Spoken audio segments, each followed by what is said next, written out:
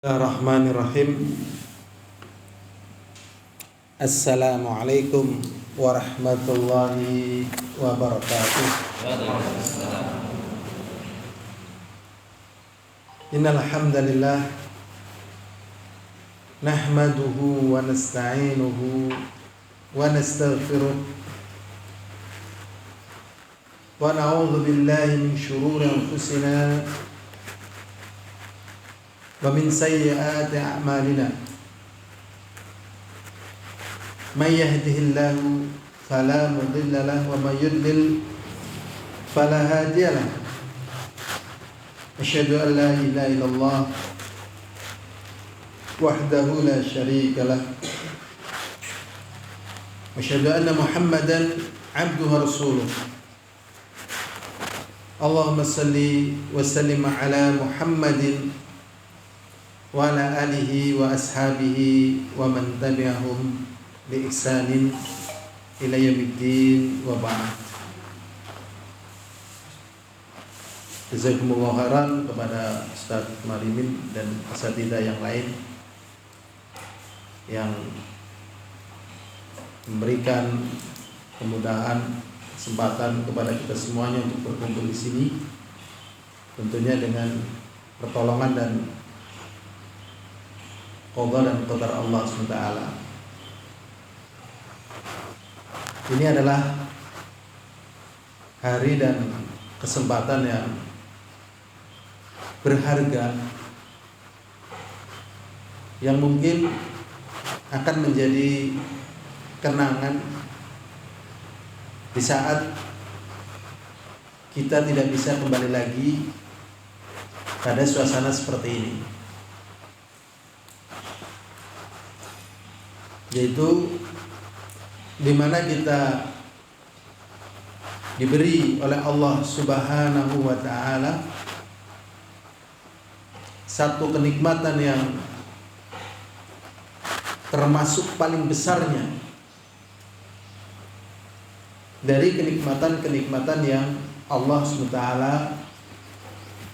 berikan kepada hambanya, yaitu kenikmatan bersama Al-Quran,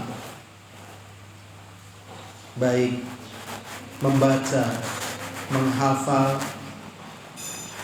mentadaburinya, bermuamalah dengan yang mentasmi',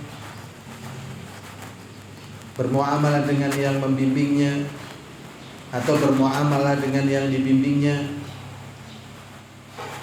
untuk memahami Al-Quran. Dan kesempatan-kesempatan seperti ini kesempatan yang sulit untuk kembali lagi, dan kita diberi kemudahan oleh Allah untuk bisa di lingkungan di mana kita dikondisikan untuk menghafal Al-Quran. Ini adalah termasuk daripada firman Allah Subhanahu wa taala yang Allah SWT mengatakan, wa in ta'uddu ni'matallahi la tuhsuha. Dan apabila kalian hitung-hitung nikmat Allah, kalian tidak bisa menghitungnya. Dan ini yang termasuk paling besarnya. Ini yang perlu kita yakinkan pada diri kita masing-masing.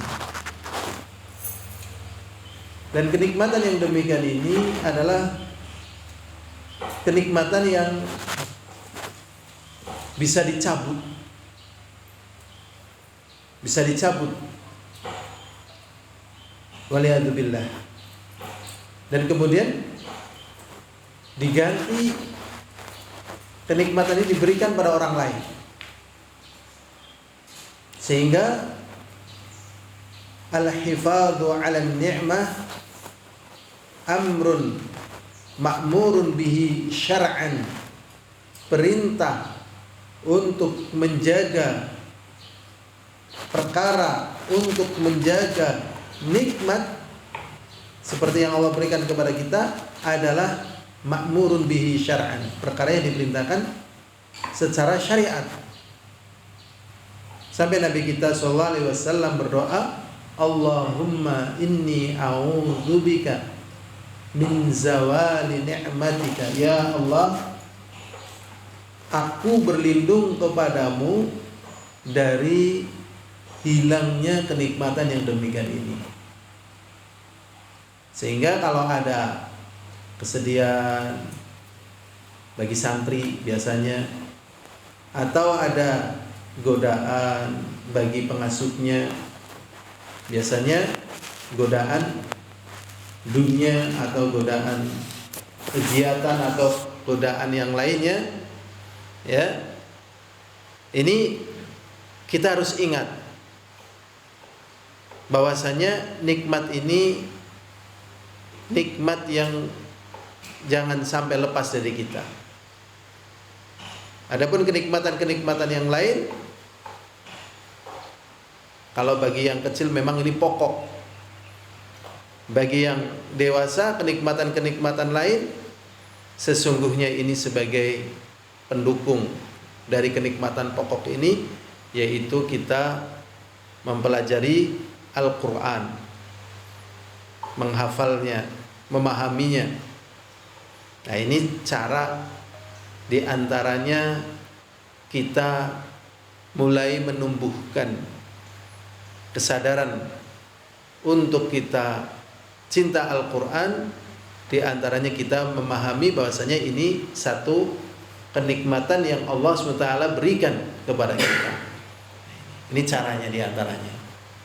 Jadi pembahasan ini sebenarnya pembahasan fikhiyan wa tadbiqiyan. Ada yang bertalian dengan fikihnya, pemahamannya, ataupun dengan bayannya.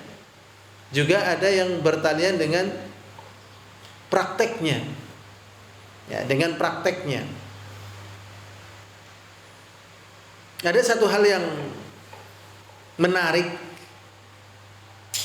dari apa yang diucapkan oleh Syekh Abdurrahman Nasir As-Sa'di di dalam tafsirnya. Beliau mengatakan, man 'asha ala syai'in mata 'alaiha.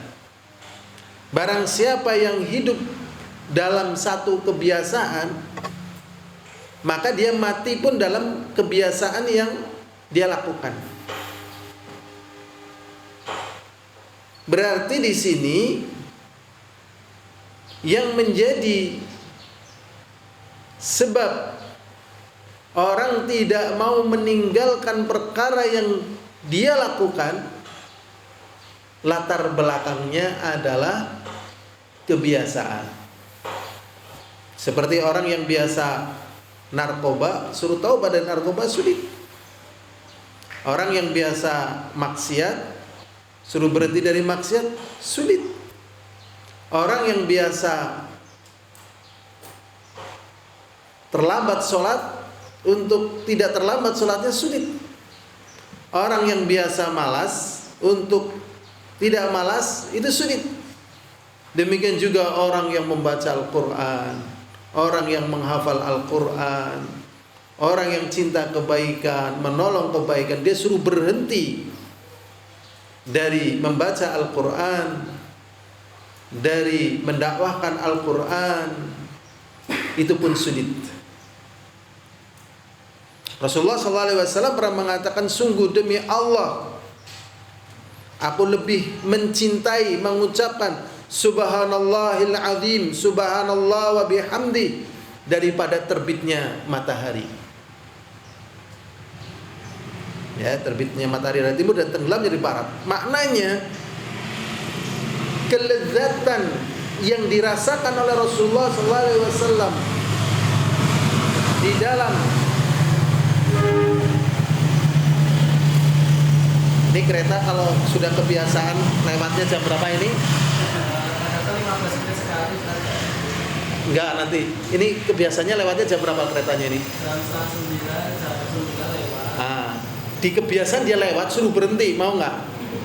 Kereta berhenti dulu, saya ngaji. Mau nggak kira-kira? Kenapa nggak mau? Saya udah kebiasaan lewat, Mas. Suka nggak suka saya mau lewat. Wong kalau jenengan di depan saya tak tabrak kok. Saya udah biasa lewat di sini. Gini apa Mas? Ah, itulah. Ini karena udah kebiasaan. Gitu. Dan kebiasaan itu menumbuhkan cinta. Kebiasaan itu menumbuhkan apa? Cinta. Sudah pernah merasakan cinta? Sudah pernah merasakan cinta apa belum?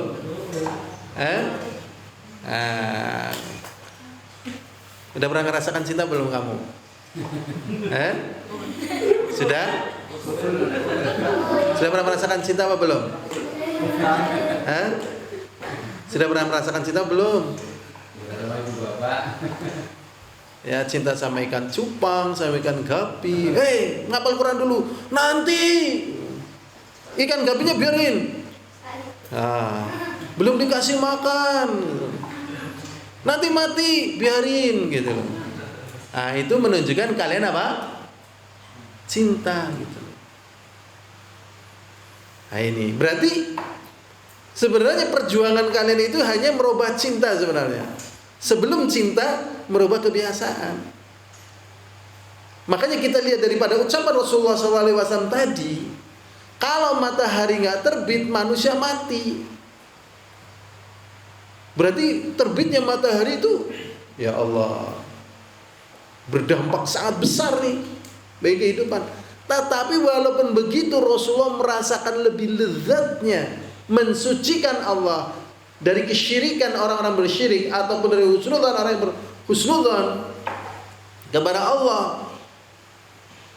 Ya, subhanallahil azim, subhanallah wa bihamdi, dan memujinya dirasakan lebih nikmat.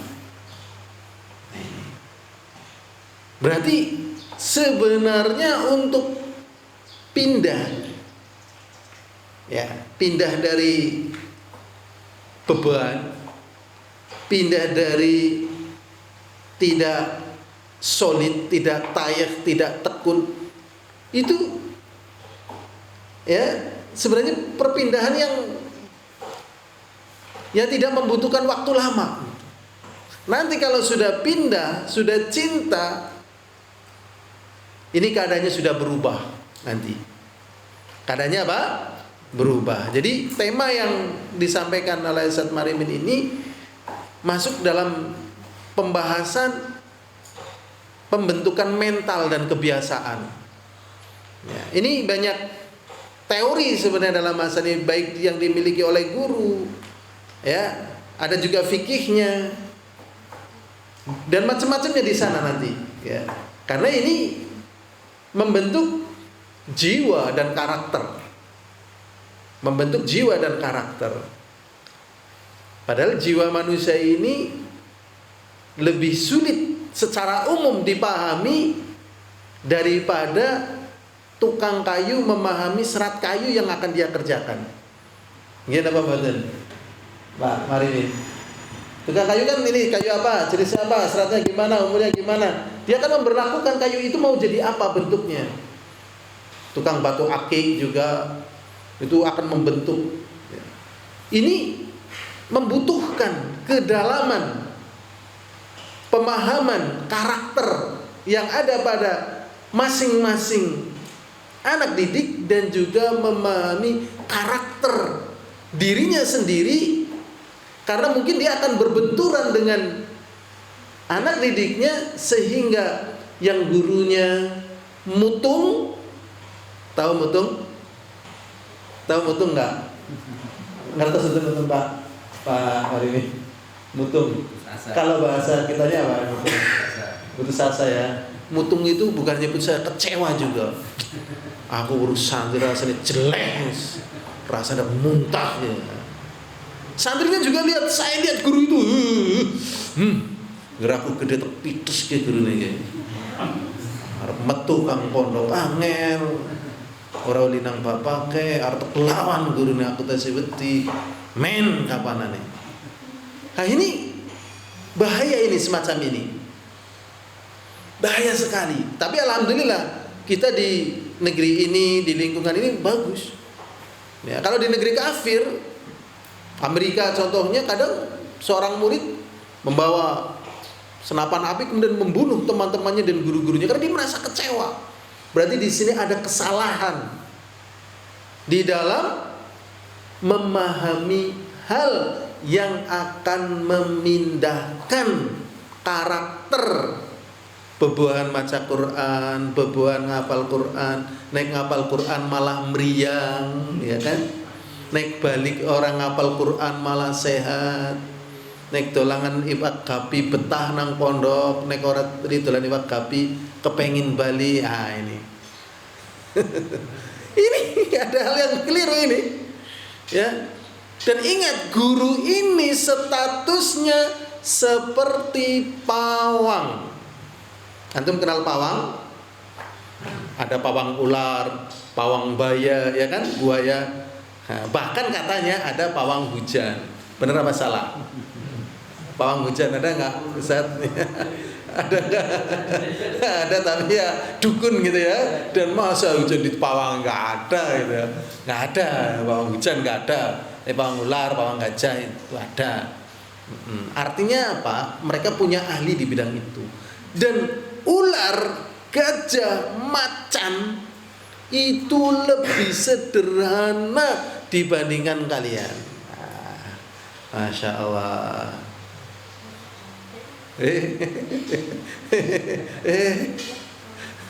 Jadi macan yang ganas, ular yang buas itu lebih sederhana daripada kalian.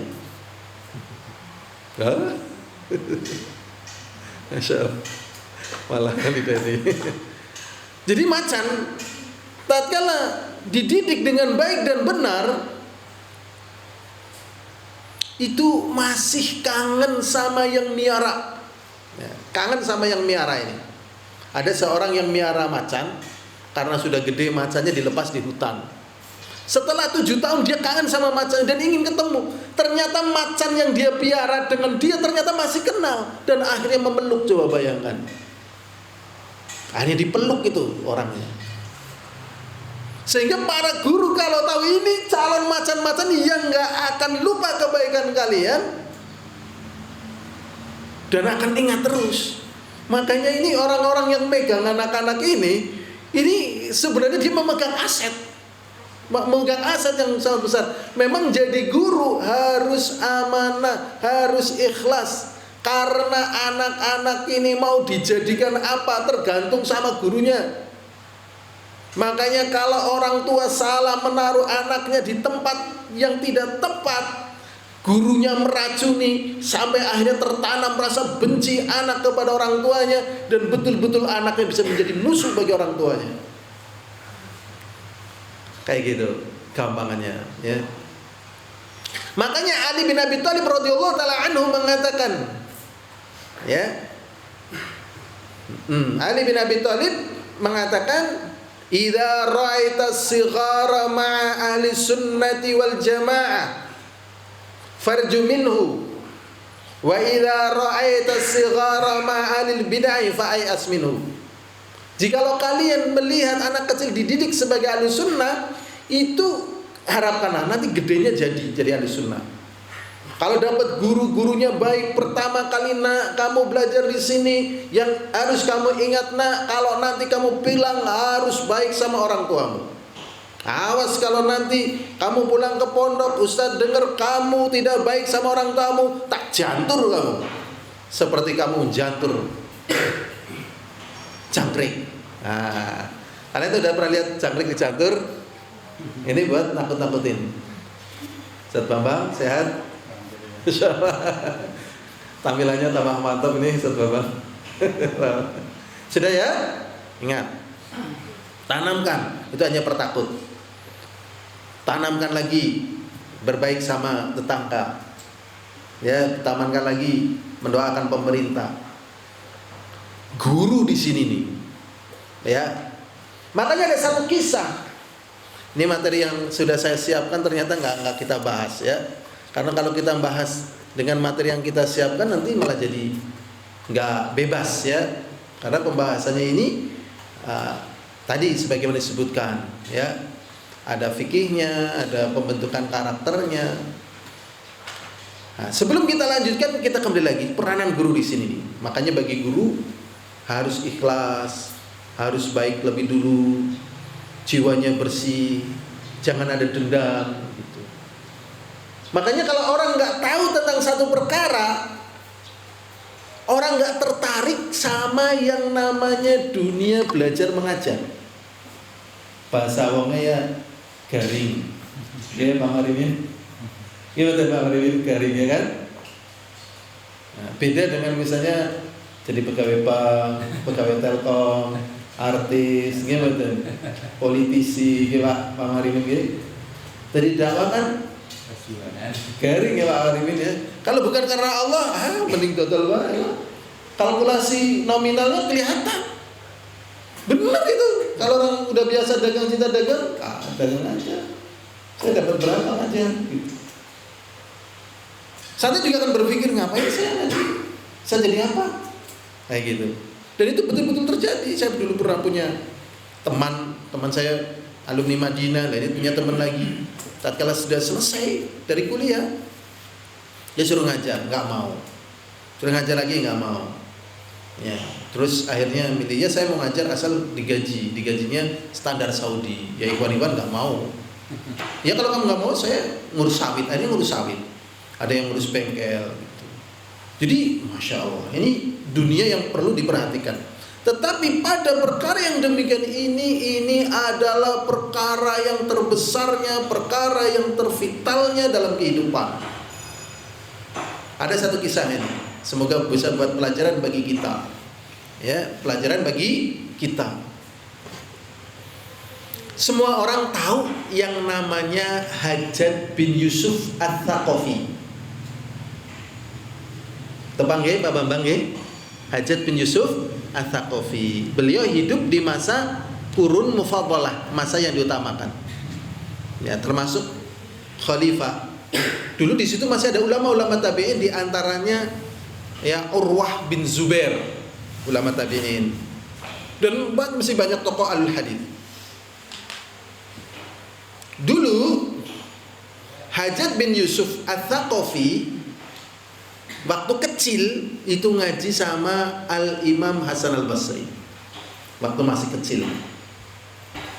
Ya, Hajjaj bin Yusuf Ats-Tsaqafi terkenal lah ya. Siapa yang lawan disikat gitu ya. Bahkan Urwah bin Zubair radhiyallahu anhu akhirnya mati dipenggal. Pun nanti mireng kisah nggih, Pak Bambang. Urwah bin Zubair itu dipenggal lehernya. Dan tatkala dipenggal dia mengucapkan kalimat tauhid. Ya Tuhan nafsul mutmainnah irji ila rabbika radiyatan mardiyah fatuhli fi ibadi wa dkhuli jannati. Jadi memang kepala manusia kalau dipenggal des gitu ya, itu ada jeda sekitar 4 menit ya. Itu masih bisa ngomong itu dan mata masih bisa lihat. Jadi misalnya ada orang gitu ya, ini kepalanya gitu ya, ditukel dul gitu ya. Ini kalau dia nggak ridho, dia mungkin masih mandem sama orang yang menggalnya. Atau kalau dia sedih otak kan masih ada. Jadi kalau tampar masih marah ya. Masih ada jeda waktu. Tapi yang kepalanya paling lama dipotong del dan masih bertahan hidup itu kecoa. Jadi kecoa itu masih kuat, kepalanya dipotong itu sekitar 2 pekan. Jadi dia bisa hidup tanpa apa? Kepala. Ya. Kepala. Kalau ular paling sekitar 10 jam. Jadi ular yang sudah terpotong dari badan itu masih berbahaya. Ya, makanya ada binatang yang antum kenal entok itu kalau sudah disembelih masih bisa jalan kan? Nah itu. Ya itu. Lah itu dipotong. Kemudian ucapan itu. Terkenal. Ya, sudah? Assalamualaikum. Insyaallah. Tatkala dalam keadaan yang demikian itu Hajjaj bin Yusuf Ats-Tsaqafi ternyata ada hal yang di sini kita bisa petik. Di sini bisa kita petik, yaitu Al-Imam Hasan Al-Basri tidak takut sama Hajjaj bin Yusuf. Jadi kalau tokoh-tokoh yang lain takut sama Hajjaj bin Yusuf, ya takut sama Hajjaj bin Yusuf. Tapi Imam Hasan Al-Basri nggak takut, sehingga dia berani berhadapan dengan Hajjaj bin Yusuf. Sehingga orang pada heran, wahai imam, mengapa kamu begitu berani sama Hajjaj bin Yusuf? Dan Hajjaj bin Yusuf yang berani sama siapa saja, takut sama engkau. Akhirnya diceritakan, dulu waktu kecil, ya, Hajjaj bin Yusuf ngajinya sama saya, berisik, tak bualang sama guys. Peristiwa dimarahinya Hajjaj bin Yusuf As-Saqafi waktu kecil itu, dilempar itu, teringat sampai gede gitu loh. Masya Allah. Makanya ya, ini orang-orang yang bisa megang ya anak-anak, megang pendidikan, maka arah masyarakat itu, keluarga itu, lingkungan itu, bangsa dan negara itu, ya lihat pendidikannya, lihat arahnya. Nah, ini penting sekali, ya. Dan memang alhamdulillah ada hal yang penting untuk kita syukuri, khususnya antum-antum yang di sini, baik yang belajar ataupun yang mengajar ya. Ini sebenarnya kayak gini ya. Jadi pendidikan yang ada di negeri kita ini, desainnya itu sebenarnya belum sempurna. Ya, yang sekolah SD, SMP, SMA gitu ya. Itu desainnya belum sempurna. Jadi kalau kita belajar mati-matian di SD, SMP, SMA atau mungkin perguruan tinggi, paling itu hanya memenuhi 30%. Gitu. Jadi 30%. Jadi kita mati-matian di SD, SMA itu rugi. Dan banyak orang yang rugi. Jadi kalau mau dikatakan membuli, ya kita bully sebenarnya orang-orang yang sekolah SD, SMP, SMA. Kita bully. Ngapain kalian mati-matian kayak gitu-gitu? Dan berapa banyak orang yang lulus SMA suruh hafalan surat An-Naba, hafal nggak saat hari ini? Bahkan yang sarjana nggak hafal. Nah, ini antum bisa dapat ya 30% apa yang dipelajari oleh mereka. Dan kemudian ya ilmu agama yang kita pelajari semuanya itu pun sebenarnya masih bisa dimasukin, dan katakannya 30% juga. 30% tambah 30% berapa? 60%. Nanti masih bisa dimasukin lagi 30% lagi seperti apa yang kita butuhkan di dunia.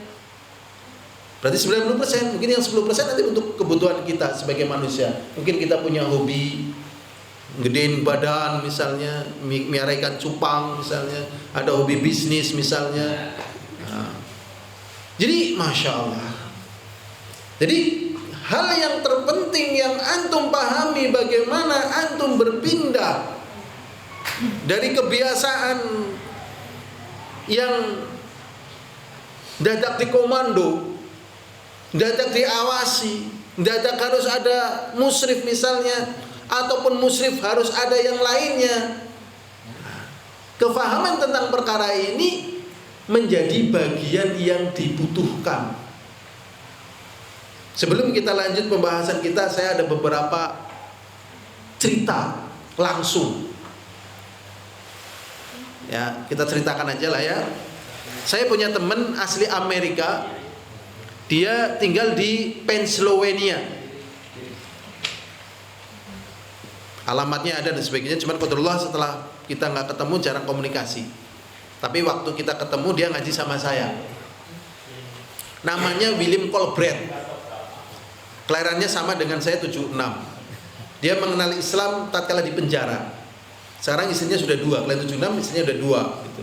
Di Amerika. Kita kalah, Pak Bambang. Masya Allah. Islamnya duluan kita, ya kan?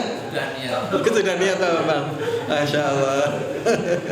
Ya semoga Allah mudahkan ke antum ya Pak Bambang ya, dan kita semuanya. Amin.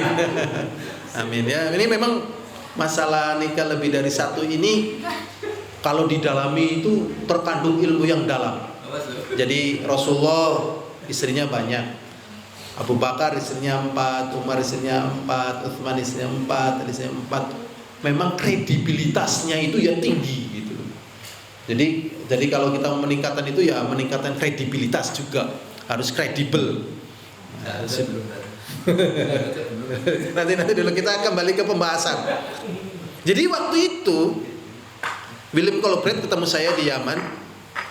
Saya heran, kok dia sudah bisa bahasa Arab? Padahal baru masuknya berapa tahun. Saya nanya, antum belajar bahasa Arab di mana gitu? Ternyata di Mesir. Setelah itu ke Yaman, ke Damas ya. Ya, dan kemudian minta belajar sama saya di antaranya kitab salah satu usul.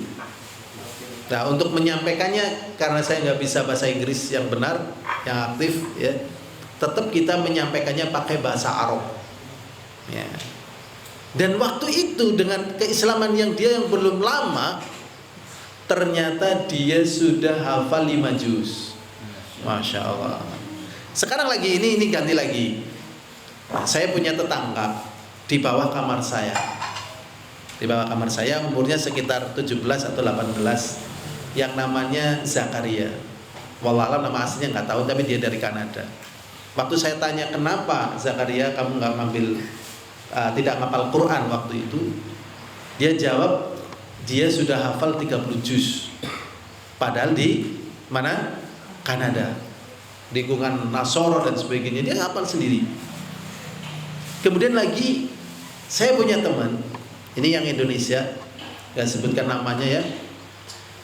Akhirnya dia dibawa ke rumah sakit Sohda, ya, rumah sakit Saudi di Sohda. Sohda itu pada tempatnya Syiah. Kenapa dibawa ke rumah sakit Sohda? Karena ususnya gancet, nemplek kayak gitu. Kenapa ususnya nemplek? Dia kuat berjam-jam duduk dan tidak berdiri untuk menghafal Quran. Bahkan saya punya teman ya, tidurnya paling gak jam 12, paling lambat dia bangunnya jam 4 pagi, dan kalau tidur cuma kiyip-kiyip gitu ya, kiyip-kiyip, jadi tidak begitu tidur betul dia. Dan ini antum nggak bisa tiru ya, antum nggak bisa tiru, saya yakin. Buang air besarnya cuma sepekan sekali. Antum bisa niru Pak Maridin? Ya Allah, gitu. Sulit kan? Sulit sekali. Ini ya Allah, inilah kalau sudah menjadi kebiasaan dan kecintaan dan paham manfaatnya. Dan paham apa? Manfaatnya. Sehingga yang penting bagi kita adalah bagaimana kita ya mengetahui apa yang kita hadapi ini adalah perkara yang terpentingnya dan terbesarnya dalam kehidupan kita ini ya. Dan jangan khawatir kemudian ini memberangus keinginan kita, cita-cita kita, insya Allah tidak ya. Paling tadi kita gambarkan paling cuma berapa? 30%, yang hobi kita 10%. Paling agama itu 30%. Dalam artian manusia itu memang diberi kemampuan kalau mau gitu. Ya, kalau mau gitu. Adapun yang nggak bisa memang karena memang tidak mau. Seperti ahli dunia nggak bisa Al-Qur'annya karena memang nggak mau, nggak perhatian. Makanya ahli dunia ya karena nggak mengisi waktunya untuk Al-Qur'an, untuk ibadah. Setelah mereka mendapatkan dunia, setelah itu mereka menghabiskan waktunya untuk bermaksiat kepada Allah Subhanahu wa taala. Ya hadirun azani wa azakumullah.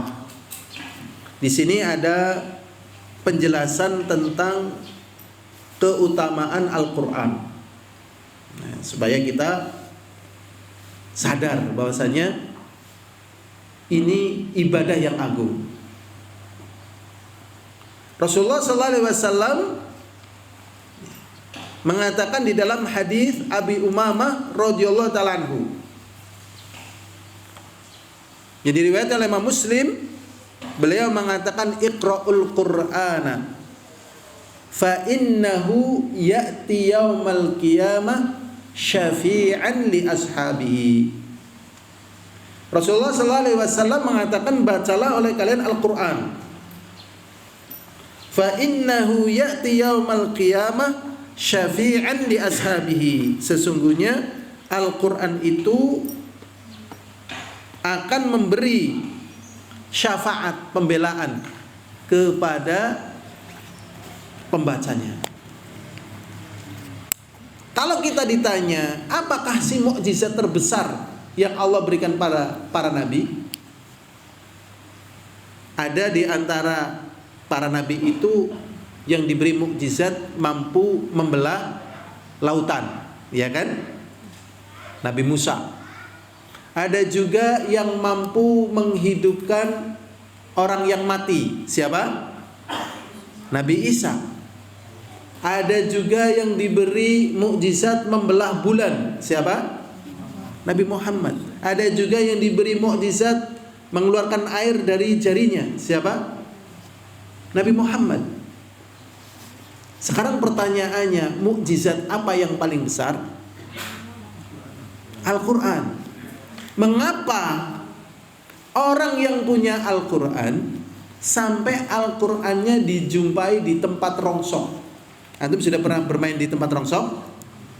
Saya pernah bermain di situ, saya menjumpai Al-Quran juga ikut di rongsok. Kita kembali lagi. Kenapa? Ya, kita yang dihadapkan dengan Al-Quran, belajar Al-Qur'annya masih kalah, ya, masih kalah dengan, ini buat perbandingan aja ya, nggak apa-apa ya, dengan mereka yang masuk TC. Antum pernah dengar TC? Training Center, ya, atlet, misalnya dari karate misalnya, itu kalau masuk TC minimal belajar karate itu setiap harinya itu 8 jam, setiap harinya 8 jam full itu, yang judo, yang karate, yang taekwondo, terus nanti malam makanannya juga full untuk sebuah pertandingan coba.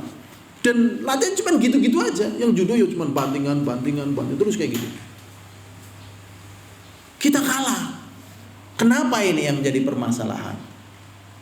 Nah, ternyata yang menjadi permasalahan sebagaimana yang disampaikan oleh Al-Imam Ibnul Qayyim Al-Jauziyah, bahwasanya Al-Quran itu adalah li khawasi uqala'i bani Adam, untuk orang-orang khusus dari kalangan manusia, sehingga orang-orang yang tidak merasakan lezatnya Al-Quran, sehingga orang-orang yang tidak ingin terus menyelami Al-Quran, ya, bukan melecehkan, berarti sebenarnya dia adalah orang-orang yang pintar atau orang yang bodoh, orang yang nggak mau mendalami Al-Quran, tidak takjub terhadap Al-Quran, sebenarnya orang yang pintar atau orang yang bodoh?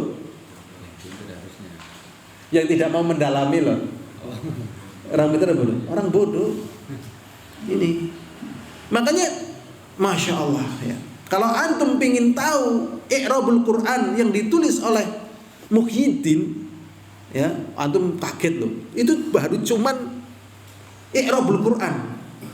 Itu tebel ya, segini nih i'rabul Quran. Ada lagi balaghatul Quran, ya, ada lagi gharibul Quran wal hadits, ya. Jadi Al-Quran itu kandungannya itu tergantung orang yang diberi kecerdasan dan kemampuan oleh Allah terhadap perkara tersebut. Makanya kalau orang ditanya, kamu milih, ya, bisa belah bulan atau kasih Quran, umumnya orang akan memilih bisa membelah bulan, ya kan? Kamu milih bisa mengeringkan lautan atau tak beri Al-Quran, tentu orang akan milih bisa mengeringkan lautan. Karena lautan bisa kering, panen ikan berapa ton itu Pak Bambang. Itu menunjukkan dangkalnya otak. Sehingga kenapa kok kita tidak kemudian cinta dengan Al-Quran, memperjuangkan Al-Quran dan tidak merasakan lezatnya terhadap Al-Quran? Ya karena memang kita belum tahu di situ. Makanya ada hal yang sangat-sangat menakjubkan yang ada di dalam kehidupan orang-orang yang sudah cinta kepada Al-Quran, seperti Imam Nawawi, ya, kemudian seperti para a'imah yang lainnya, sampai menulis kitab beratus-ratus jilid karena keyakinan mereka terhadap Al-Quran yang demikian agung. Ya, jadi kalau misalnya dia cuman paham hadis seperti yang dikatakan Rasulullah SAW, Iqra'ul Quran fa innahu ya'ti yaumal qiyamah syafi'an li ashabi, bacalah oleh kalian Al-Quran karena sesungguhnya itu akan menjadi pembela penolongmu di hari kiamat. Tatkala kamu membacanya, tentunya dia lebih mencintai Al-Quran daripada hartanya, daripada anaknya, daripada keluarganya. Karena dalam posisi semacam itu Allah katakan, yauma yafirrul mar'u min akhi wa ummihi wa abi wa sahibati wa bani likulli imri'in yauma idzin sya'nu yu'ni. Tatkala dalam suasana seperti itu, maukah istri kita menolong kita? Mau nggak kira-kira? Mau nggak Pak Marimin? Nggak mau. Istri kita nggak mau yang katanya cinta. Engkau adalah macam-macam ya kan? Separuh nyawa bagiku, harapanku tanpa dirimu seakan layu segala tulangku, ya kan? Tapi begitu kita menghadapi perkara yang lebih kecil daripada itu, kita ditaruh di liang lahat. Wahai istriku, temani aku semalam saja di dalam liang lahatku. Mau apa nggak mau dia? Nggak mau. Apalagi dalam huru hara yang dahsyat, coba. Anak, harta, nggak ada. Ternyata yang mau membela kita ya apa yang kita amalkan dari amal soleh, di antaranya adalah baca Al-Quran. Jadi kalau kita ngapal Quran bukan untuk orang lain, kalau kita ngapal Quran bukan untuk orang tua kita. Jadi ngapal Quran iyalah kone abine. Jadi kowe ngapal Quran iya kone musrife. Dan nek kone kongkon lah mending tulanan liwat gupi lah. Lebih senang dalam sepur cupang apa pondok tadi sing penting engkau mangkat bareng kau Bali tambah guru pondok wis bebeh pengen turu pon ngapal Quran. Nah ini berarti kedalaman dia tentang perkara yang ada dari keutamaan yang diucapkan Rasulullah belum dia rasakan dalam kehidupannya. Ini satu hadis ya tadi. Di sini juga banyak lagi ya hadis-hadis yang lainnya sebagaimana yang sudah kita ketahui ya. Seperti misalnya kita bacakan saja dan kandungannya sangat besar. Rasulullah SAW mengatakan ya, di dalam hadis Nawas bin Sam'an yang diriwayatkan oleh Imam Muslim, yu'ta yaumal qiyamati bil Qur'an wa ahlihi alladzina kanu ya'maluna bi fid dunya taqaddumu suratul Baqarah wa Ali Imran tuhajani an sahibihima, rawahu Muslim.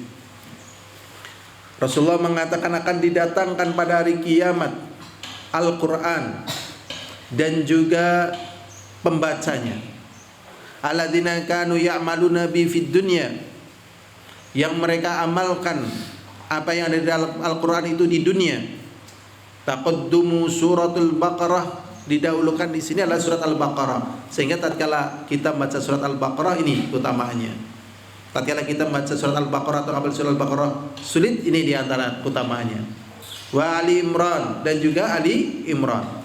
Tuhajani an sahibihima, keduanya akan membela kepada pembacanya. Kepada pembacanya. Jadi akan menjadi pembacanya. Tapi ada hal yang pernah diucapkan Rasulullah SAW. Qala Rabbi, ya, inna qaumi ittakhadhu hadzal qur'ana mahjura. Ya Allah, sesungguhnya kaumku telah menjadikan Al-Quran ini sebagai sesuatu yang ditinggalkan. Jawabannya sama seperti tadi, karena dia tidak memahami apa yang ada di dalam Al-Quran. Padahal kalau dia paham berita-berita yang sulit dipecahkan oleh manusia, Al-Quran sudah membahasnya. Seperti ada doktor ya, dari Yahudi atau dari mana ya, orang kafir, ahli kulit, dokter di bidang kesehatan, itu akhirnya masuk Islam setelah dia mempelajari kulit, bahwasanya nanti tatkala manusia disiksa di neraka, itu yang merasakan sakit adalah kulitnya. Sehingga tatkala kulitnya ini sudah mengelupas, diganti kulit baru lagi, mengelupas diganti lagi, itu sudah dibicarakan di dalam apa? Al-Quran. Kalau ditarik ke belakang, penelitian di bidang itu di masa Rasulullah belum sampai sebegitunya. Penelitian-penelitian yang demikian dalam tidak sampai apa yang sudah dipelajari oleh dokter tersebut. Berarti ini Al-Quran ini merupakan mukjizat yang akan dirasakan lezatnya, sebagaimana yang dikatakan oleh Al-Imam Ibnu Qayyim Al-Jauziyah, bagi mereka yang meyakini Al-Quran ini adalah ucapan Allah. Sehingga tatkala kalian sedang hafal Quran sulit, ini kalian sedang menghafal kandungan-kandungan yang itu merupakan firman Allah yang sangat dalam, sehingga supaya kita lebih nyaman lagi di dalam menghafal Al-Quran, kita coba lihat artinya, sambil kadang lihat artinya supaya kita ada faham ya, sehingga kita ada rasa cinta ya, walaupun untuk kedalaman yang terkandung di dalam Al-Quran tentunya ya setiap kita punya kedalaman masing-masing. Semakin tinggi semakin dalam. Kalau dia tidak tinggi, ya hanya sebatas yang dia pahami tentang perkara itu. Sehingga Al-Quran ini apabila tidak diraih, terutama di saat-saat kita masih ada kesempatan, maka akan menjadi penyesalan di kemudian hari. Ya, ada nggak di antara antum yang hafal syair? Ada syair, ya, syairnya begini, ya, syairnya sangat terkenal ya. Gimana ya syairnya? Syairnya coba, saya lupa qadarullah. Ini. Man lam yadhuk dhullat ta'allumi sa'atan tajarra'a dhullal jahli tula hayatihi. Barang siapa yang belum merasakan pahit getirnya di dalam menghafal Quran, di dalam mempelajari ilmu agama ini, maka dia akan merasakan hinanya kebodohan sepanjang hidupnya. Jadi ini bagi para guru ibaratnya dia sedang berinvestasi, karena tatkala nanti muridnya ini ngapal Quran, membaca Al-Quran, memurojaah Al-Quran, dia dapat pahalanya terus mengalir begitu ya. Dan bagi santri tatkala dia tidak mau berpayah-payah sebentar, berapa banyak orang tua menyesal di saat tuanya nggak di Indonesia, nggak di Timur Tengah, karena belum bisa membaca Al-Quran. Makanya ada istilah, mau ditulis? Mau ditulis ya? Boleh. Ya. Man lam yadhuk. Man lam yadhuk. Man lam. Ya, man lam yadhuk. Latihnya enggak apa-apa dulu. Latihnya dulu enggak apa-apa. Man lam. Man lam. Ya, yadhuku, yadhuk. Ya, man lam yadhuk dhulla. Man lam yadhuk dhulla.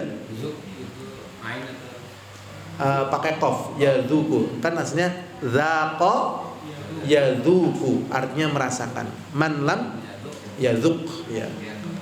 Dzaqa yadhuku. Man lam yadhuk dhulla. Man lam yadhuk, ya, yadhuk dhulla. Dzalla yadhullu, ya. Dhulla. Ta'allumi. sa'atan tajarra'a man lam yadhuq dhullat ta'allumi sa'atan tajarra'a dhulla al-jahli tula hayatihi man lam yadhuq dhulla ta'allumi sa'atan. Kecepatan ya. Tulang lagi dari mana? Dari mana? Man lam yadhuq dhulla ta'allumi sa'atan. Man lam yadhuq dhulla ta'allumi sa'atan tajarra'a dhullal jahli tula hayatihi. Ya, tula. Kan asal katanya tala ya tulu. Tula hayatihi. Man lam yadhuq dhulla ta'allumi sa'atan tajarra'a dhullal jahli tula hayatihi. Barang siapa yang tidak pernah merasakan pahit getirnya belajar, maka dia akan merasakan kebodohan sepanjang hidupnya. Ya. Barang siapa yang belum pernah merasakan pahit getirnya belajar, maka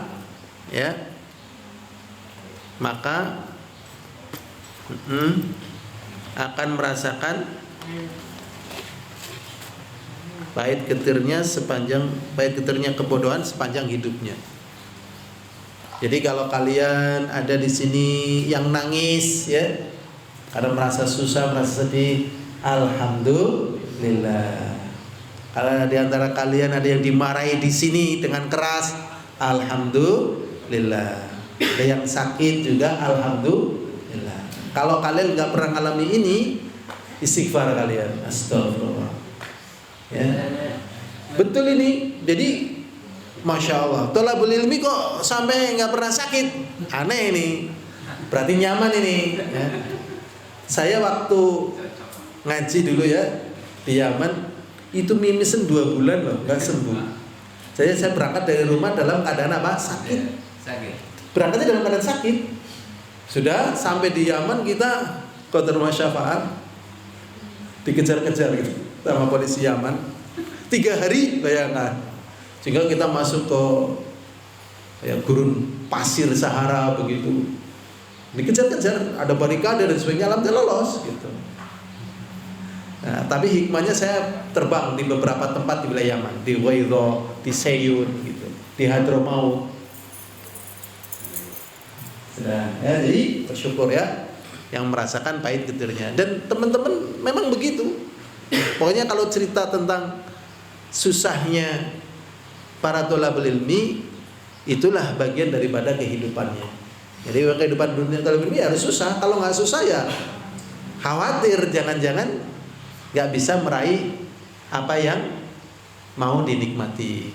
Ada pepatah lagi ini yang mengucapkan Al-Imam Ibnul Qayyim Al-Jauziyah di kitab Al-Ilmu Fadluhu wa Syarafuh. Dan beliau mengatakan ini menjadi kesepakatan manusia, siapapun juga. Ya. Beliau mengatakan man talabar rahah ya zahabar rahah. Man talabar rahah zahabar rahah. Nek bahasa Jawa nih, tapi bahasa cilik orang butuh bahasa Jawa. Barang siapa yang ingin santai, ingin nyaman, maka dia kehilangan nyaman. Jadi gambaran orang-orang yang gagal karena tidak mau susah sebelumnya, nggak mau susah, ya, nggak mau apa? Susah. Bagaimana mungkin dia bisa ilmu umum tadi cuma 30% ya, ilmu agama 30%, nanti ilmu kebutuhan lainnya cari duit 30%, ilmu hobi kita 10%. Itu kalau kita berjuang. Makanya Syekhul Islam Ibnu Taimiyah bukan hanya ahli agama, ahli astronomi, ahli perang, ahli strategi gitu. Ibnu Qayyim al-Jauziyah bukan hanya ahli agama, bahkan ahli kedokteran. Kedokteran Yunani kuno, Tibun Nabawi begitu. Ya. Sampai beliau mengatakan, jikalau manusia yang ada di seluruh dunia ini, yang ada di mana? Di seluruh dunia ini. Dari awalnya sampai akhirnya, dari Nabi Adam sampai nanti hari kiamat. Maksudnya manusia ini yang jenius, cerdik pandai. Ya. Otaknya ini semuanya dijadikan satu otak di tubuh manusia, suruh mengungkap kandungan satu ayat yang di dalam Al-Quran, niscaya dia tidak mampu. Kata-kata ini sakit dihafal Pak Marimin. Gini, Ibnu Qayyim mengatakan begini Pak Marimin. Jikalau orang yang jenius yang ada di dunia ini sejak zaman dulu sampai nanti menjelang hari kiamat, yang jenius loh ya, bukan yang bodoh-bodoh, ya, bukan yang bodoh-bodoh loh ya. Yang apa? Jenius. Kamu jenius apa bodoh? Jenius. Masya Allah. Ada kesalahan orang tua di dalam masalah ini. Yang pinter-pinter nggak dipondokan, yang bodoh-bodoh dipondokan. Ini, aduh, orang tua keblinger. Justru yang pinter-pinter dipondokan. Kamu jenius ya, mondok. Kamu pinter ya, mondok. Kamu semangat ya, mondok. Kamu kok kelihatannya bodoh ini, sulit kamu. Kuliah. Jadi sih bodoh-bodoh sudah apa Pak Marimin? Kuliah, karena kuliah gampang, kuliah itu gampang. Angel itu kan karena belum lewat aja. Matematika aja gampang kok. Ya Pak Ibu. Yang merasa sulit ilmu matematika, nanya coba kepada para mahasiswa matematika, ilmunya ngulang aja. Ilmu aja ditanya saudara-saudara saya yang jadi sarjana matematika, ilmunya apa? Ngulang aja. Ya Allah, ilmu dunia sebenarnya cuma gitu-gitu aja. Gitu-gitu aja, nggak jauh. Waktu rame-ramenya, maaf ini pemerintah kita menghadapi COVID, bagaimana sikapnya? Nah, ini pakai kaidah usul fikih sudah selesai itu urusan, udah selesai. Ya, akhirnya ya paling pakai kaidah kayak gini: idza tazahama adadul mafasidi faktar aqafu minal mafasidi gitu. Apabila berdesak-desakan mafsadah, maka pilihlah mafsadah yang paling kecil. Nah, nanti terapannya di ilmu berikutnya tadi, ilmu umum. Ya. Kita kembali kepada ucapan Ibnu Qayyim al-Jauziyah. Jadi orang yang jenius, yang cerdik pandai di dunia ini dari zaman dulu sampai nanti hari kiamat, dikumpulkan menjadi satu otak manusia, kemudian suruh mengungkap satu ayat yang ada dalam Al-Quran, itu tidak bisa. Jadi sebenarnya misteri-misteri yang ada di dunia ini terlalu banyak yang belum terungkap di segala bidang. Makanya sebenarnya tatkala kita mempelajari Al-Quran ini pada posisi yang sangat vital. Tapi ingat, tatkala kita hafal Quran, itu sebenarnya baru 1 poin. Baru 1 poin loh. Hafalan Quran kita itu 1 poin ini buat celengan. Terkadang orang sudah hafal Quran tuh bangga, padahal belum selesai urusan di situ. Masih ada jenjang-jenjang berikutnya. Sehingga kalau bisa, dan memang sebenarnya harus bisa, kecuali kayak kita kan memang sudah diberi udzur Pak Marimin. Kalau kita mau nekat-nekatan, ada istri, ada anak, Pak Marimin kemana? Nggak hafal Quran. Pak Marimin kemana? Nah ini, aduh ya kan udah nggak bisa, ada udzur Pak Marimin. Tapi ini yang masih ini, masya Allah. Ya, jadi Al-Quran itu segera diselesaikan 30 juz, biar nanti waktunya nanti dibagi lagi. Nasi ada ngapal misalnya belajar bahasa Arabnya, ada macam-macamnya, ya.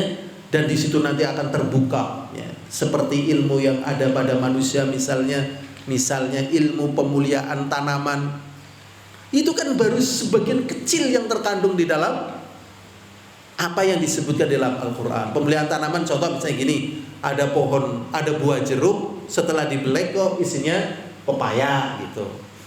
Ya, sekarang muncul ada mangga mahathir, ada mangga lasis jidan, ada macam-macam, itu di bidang tanaman, belum di bidang tubuh manusia, ada cloning ini, ada cloning itu, ada penelitian ini, penelitian itu, bahkan munculnya sel dan sebagainya gitu.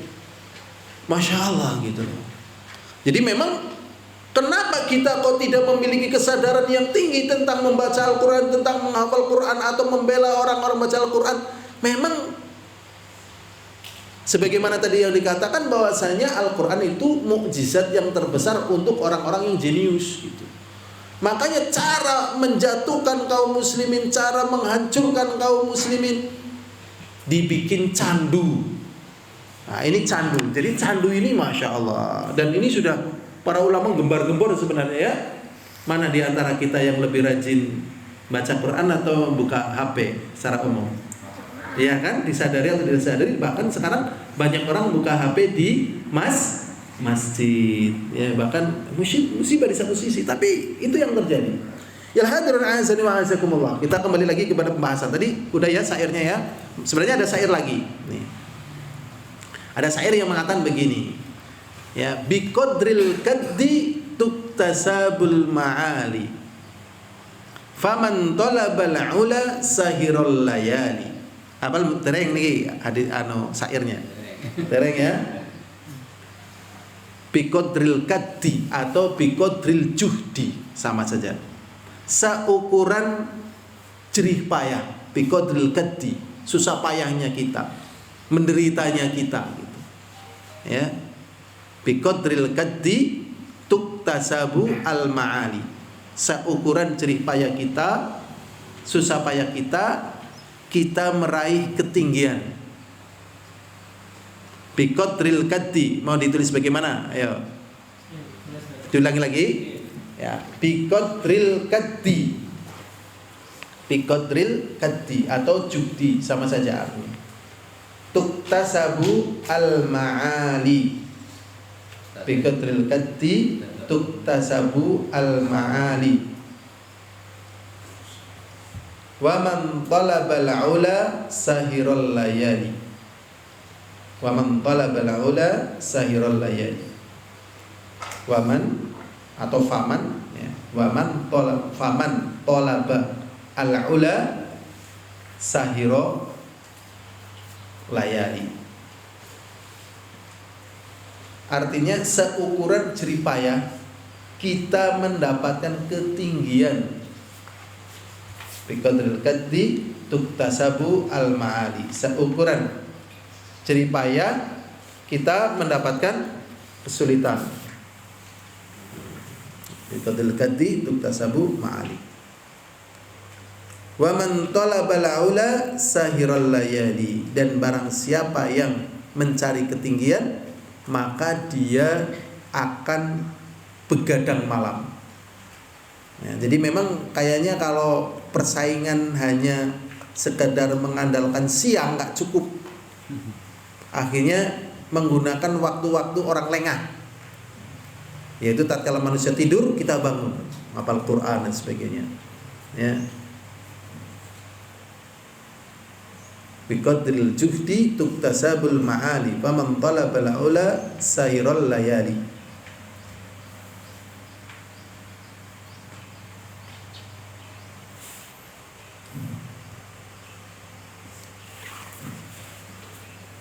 Seukuran jerih payah ya. Seukuran jerih payah kita akan mendapatkan ketinggian.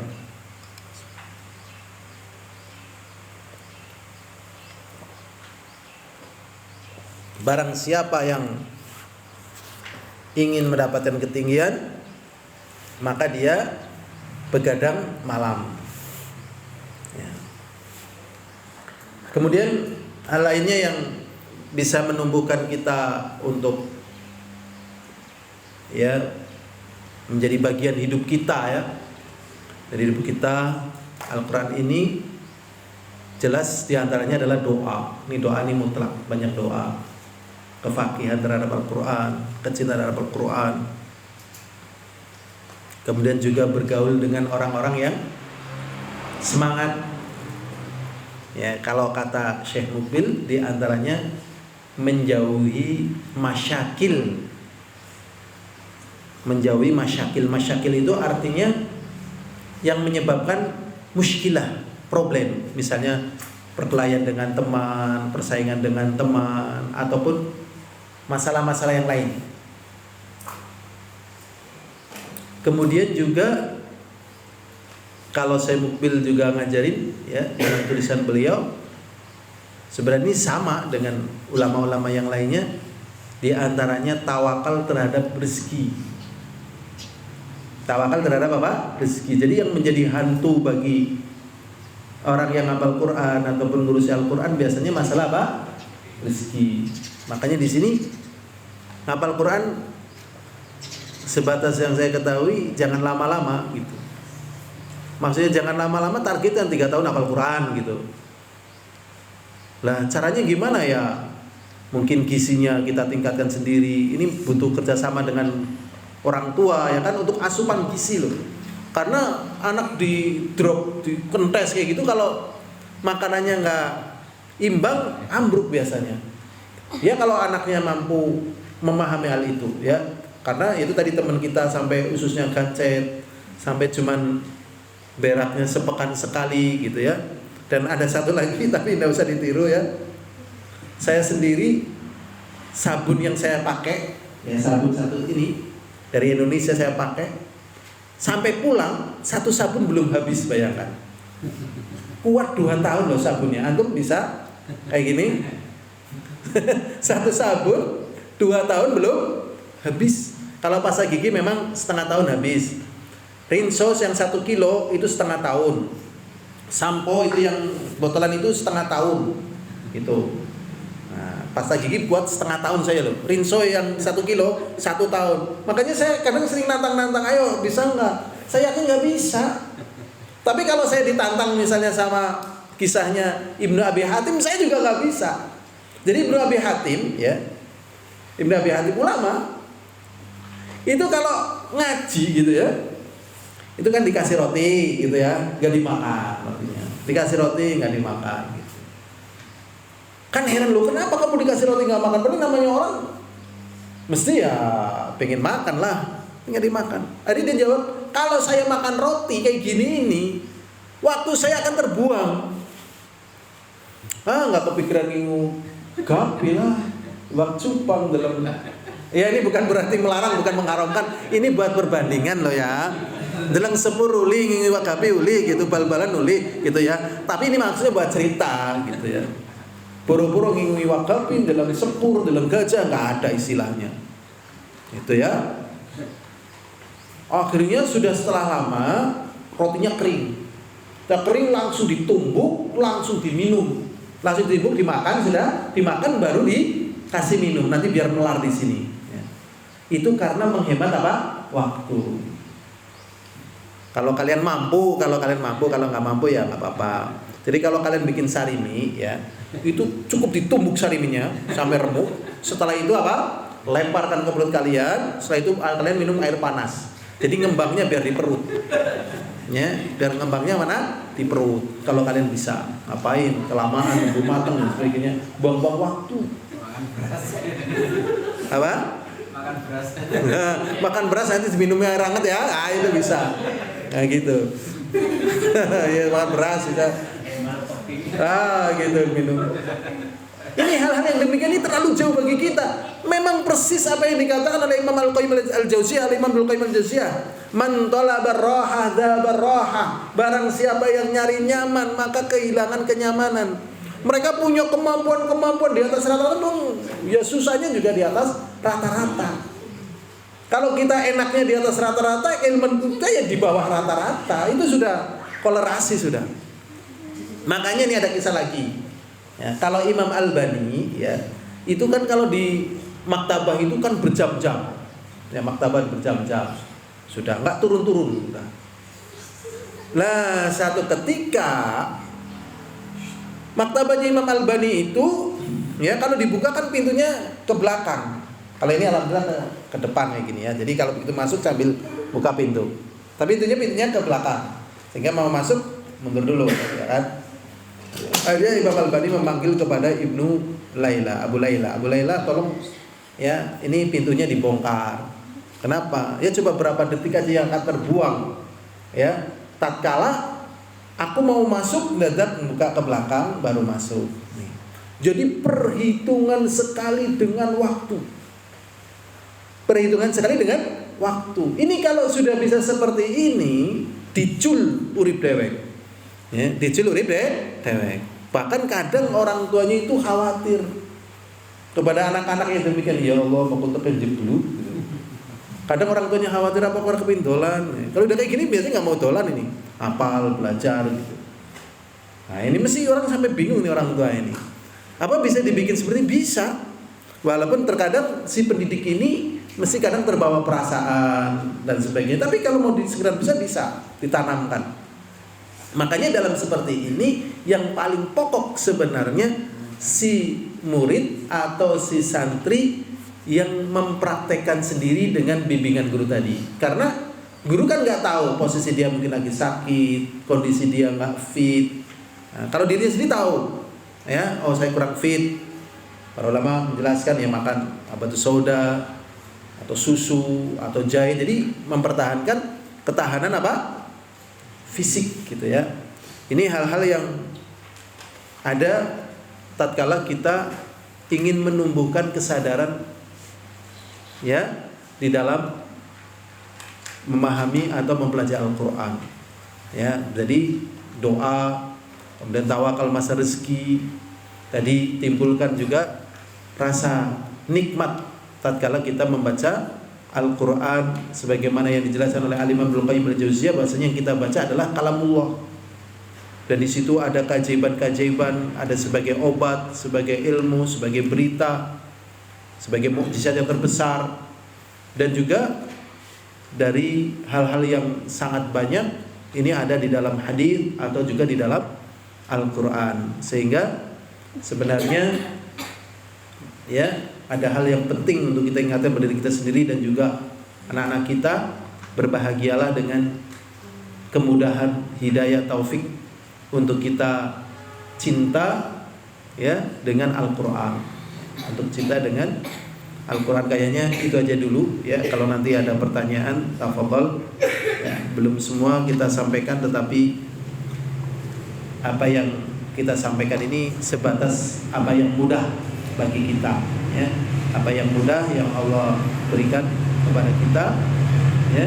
Jadi dalam masalah ini ada fikhan ya, secara fikihnya, juga ada secara tatbiknya. Nah, ini tatbiknya ini ada ahlinya masing-masing ya, walaupun juga ada penjelasannya. Tapi untuk kesempatan kali ini untuk saya secara pribadi, insyaallah sementara ini cukup. Apabila ada kebenaran datangnya dari Allah, apabila ada kesalahan datangnya dari saya sendiri dan juga dari syaitan. Nanti kalau ada pertanyaan setelah kita tutup. Alhamdulillahirabbil. Assalamualaikum warahmatullahi wabarakatuh. Waalaikumsalam warahmatullahi wabarakatuh. Jazakumullah khairan. Kami ucapkan pada Ustaz Nafil. Alhamdulillah kita bagian pembina kita Bapak Ibu, sekedar informasi apa kemarin ini memang keadaan antara pembinaan anak-anak yang alhamdulillah semangat sekali.